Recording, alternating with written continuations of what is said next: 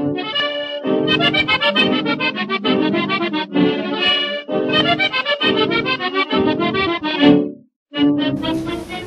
presentation paper is called Tal Palo, Tal Astilla.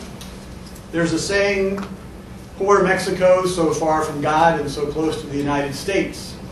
At the conclusion of the film El Redescubrimiento de Mexico, an on-screen title proclaims Mexico and Spain, two countries whose similarities divide them and whose differences unite them. The United States and Spain are the two foreign countries that are, along with their citizens, most frequently depicted in Mexican cinema. Neither country is painted in stark black and white terms, and the shading of their images varies over time as political, historical, and social factors weigh in. These films all use similar methods to illustrate national characteristics and international relationships to present an image of their respective countries and their inhabitants, but the results are quite different. Today, due to time constraints, I've chosen to concentrate on a group of films which focus on the journey of discovery made by newly arrived visitors from Spain to Mexico and vice versa, and to compare these films with Mexican cinema's depiction of Mexican immigration to the United States and gringo tourists in Mexico.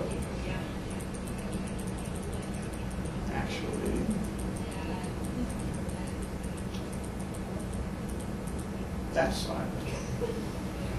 The point of the Mexico-Spain journey in these films is the culture clash and reconciliation concept, by which the differences and similarities between Mexico and Spain are examined.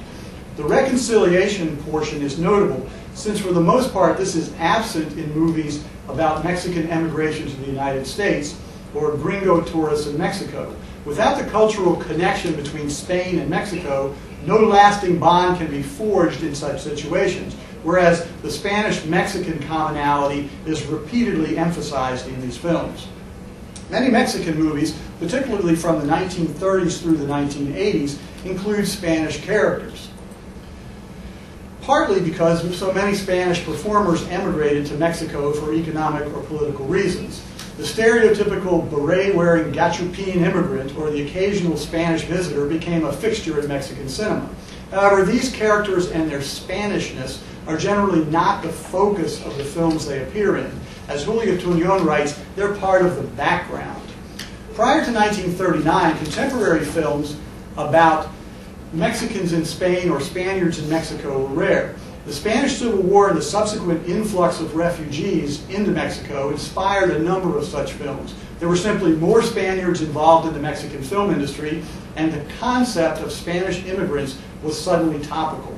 Similarly, movies about the Mexican experience in the United States or about gringo tourists are relatively rare in Mexican cinema of the pre-1939 period. Between 1939 and 1946, however, nearly a dozen films focused on Mexican-Spanish or Spanish-Mexican visitation and/or immigration, the majority of these depicting Spaniards in Mexico. Titles include En un burro tres baturos, 1939, Dos Mexicanos en Sevilla, 1941, and Una Gitana in Mexico, 1943. Even in these early examples, we see familiar patterns develop. Outside of their homelands, Spaniards and Mexicans display their national characteristics. They wear traditional costumes, they maintain pride in their origins, but they adapt to and respect the land they're visiting. Much of this is absent in Mexico-USA interactions on film then and now. In the majority of Spanish-Mexican movies, a Spanish-Mexican romance serves as the means of reconciliation between the cultures. Indeed, in Una Gallega en Mexico, 1949, there's a double wedding between a Spanish mother and daughter duo and a Mexican father and son team. Screen romances between Mexicans and estadounidenses are generally temporary or ill-fated. Jalisco, Canta in Sevilla, the first Mexican-Spanish co-production of the sound era, was shot in Madrid and Sevilla in the summer of 1948. While Jalisco, Canta in Sevilla takes the relatively atypical viewpoint of showing a Mexican in Spain rather than vice versa, many of the tropes are already present. Indeed, Julio Tuñón refers to it as the model for a series of films that came later. Nacho, Jorge Negrete, and his sidekick Nopal travel to Sevilla so Nacho can collect an inheritance. Upon their arrival, incongruously clad in traditional charro outfits, they're asked if they're going to a costume party. The language differences are highlighted many times. In a bar, the Mexicans ask for tequila, and they're told this isn't a tea room, te being Spanish for tea. Nopal, flirting with servant Pepa, calls her vieja, and he has to hurriedly explain, well, this is a term of endearment in Mexico rather than a comment on her age. Both the language and clothing barriers are broken later in the film as signs of the reconciliation between the Mexican and the Spanish characters.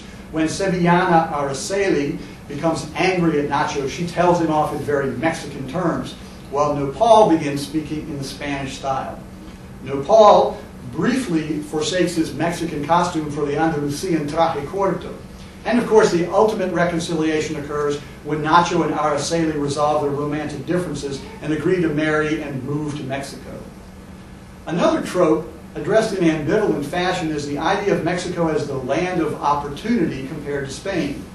Certainly at this point in history, a Spanish film, even a co-production, wasn't going to overtly suggest it would be beneficial for Spaniards to emigrate to Mexico for economic reasons. There are hints, though. For instance, Don Manolo, Araceli's father, is a retired bullfighter who made his fortune in Mexico and even named his farm outside Sevilla in honor of his Mexican best friend. And Nacho and Araceli do not appear at the end of the film to even consider remaining in Spain to raise fighting bulls on her father's farm, but they instantly agree to return to Mexico. I have here a clip from Jalisco, Canta, and Sevilla, as Nacho, newly arrived in the land of our grandparents, gazes out on the city. Parece mentira. Estamos en Sevilla. En Sevilla, Nopalito. ¿Te das cuenta? Allá la Giralda, el Guadalquivir y la Torre del Oro. ¡Qué olor a jazmines! ¡Qué bien huele esta tierra!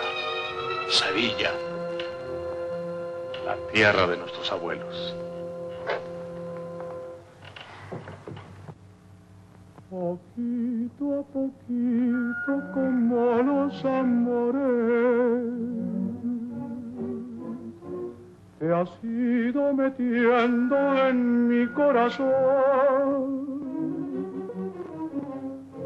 Sevilla morena, novia de las flores, hoy canta Jalisco por ti su canción. Recuerdo al verte yo a ti, bello suelo sevillano, mi gran suelo mexicano, que bien podía estar aquí.